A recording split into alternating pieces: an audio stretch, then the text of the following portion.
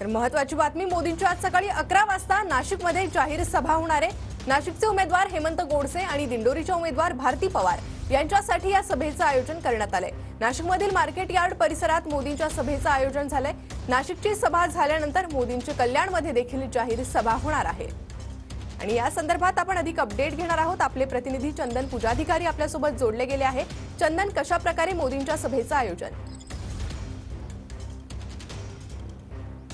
नाशिकमध्ये खरं तर आजचा दिवस सभांचा दिवस म्हणावा लागेल, कारण एकीकडे नरेंद्र मोदी यांची पिंपळगावमध्ये सभा होतीये, तर दुसरीकडे उद्धव ठाकरे यांची नाशिकच्या अनंत कांदणे मैदानावर सभा होतीये आणि तिसरीकडे शरद पवार यांची वणी गावामध्ये देखील सभा होतीये। त्याच्यामुळे आजचा दिवस हा राजकीयदृष्ट्या नाशिकसाठी अत्यंत महत्त्वाचा आहे। पंतप्रधान नरेंद्र मोदी हे सकाळी 11 वाजता नाशिकच्या पिंपळगाव बसवंत या ठिकाणी जाहीर सभा घेणार आहेत। महायुतीचे उमेदवार नाशिकचे हेमंत गोडसे आणि त्याचप्रमाणे भारती पवार ज्या दिंडोरीच्या महायुतीच्या उमेदवार आहेत, या दोघांसाठी पंतप्रधान नरेंद्र मोदी सभा घेत आहेत।